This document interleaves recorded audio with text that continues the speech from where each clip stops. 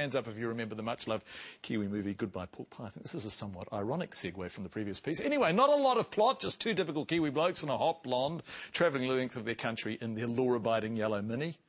Not. Well, with the movie in mind, two other Kiwi blokes thought it would be great to repeat the run legally. We promise this time for a good cause. Here's Emma Keeling. Remember this guy? Well, he's back.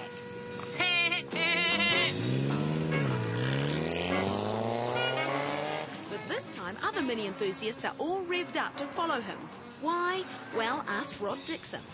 10 years ago, my brother-in-law and I bought a Mini for $100 and a bottle of Baileys, and we stripped it and rebuilt it, and we flew it over to England, and we did the Italian job.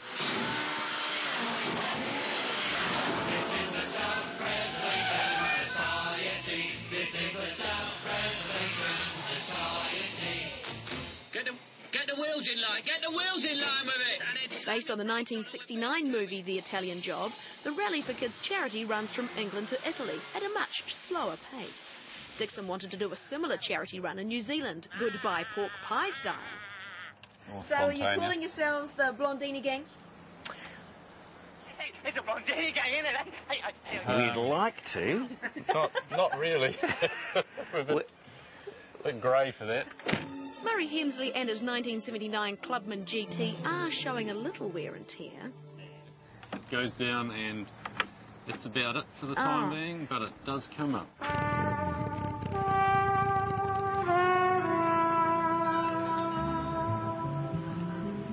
Hemsley didn't falter when Dixon suggested they raise money for Starship Children's Hospital by travelling the route taken by the gang in Goodbye Pork Pie.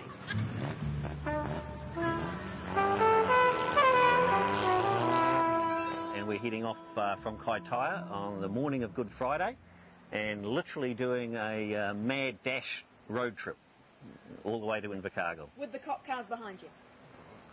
Yeah, well, yeah.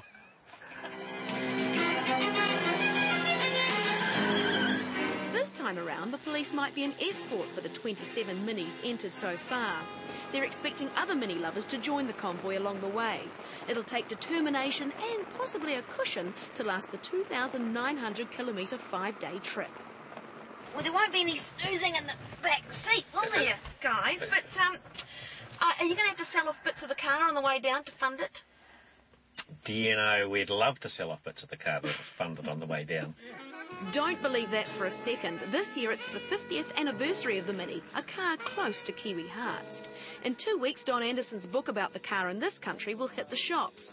Kiwis always loved the front-wheel drive, and we even assembled them here. So as a mass market car, it set a new trend, and also in terms of the amount of space inside the car. And the other aspect was it was such a hoot to drive, and people couldn't believe how quickly they went round corners. Or how easy it was to slot into a railway car. People could relate to it, and of course a lot of New Zealanders grew up with Minis. It was the first car they owned or the car they learned to drive in, and they were very much a second family car in the 60s and 70s. And we'd love to race them. At a panel beaters in Whangarei, there's a Mini piece of history, Bruce McLaren's 1962 Mini Cooper S. Rod Dixon bought it in 1971 and is restoring the car to its former racing glory. And it just blew people away. It beat all the V8s simply because he could drive it so fast through the S's, the hairpin, and everybody remembers it that was at Pukekohe that day in 1963. It won't be ready for the Pork Pie Rally, however Hemsley reckons his will. Oh no. I'm just concerned his co-driver wife won't be able to fit in all her luggage. Obviously a man designed this car. Come on, well, I'm sure it'll go in. Can you get rid of the wheel? No, we can't.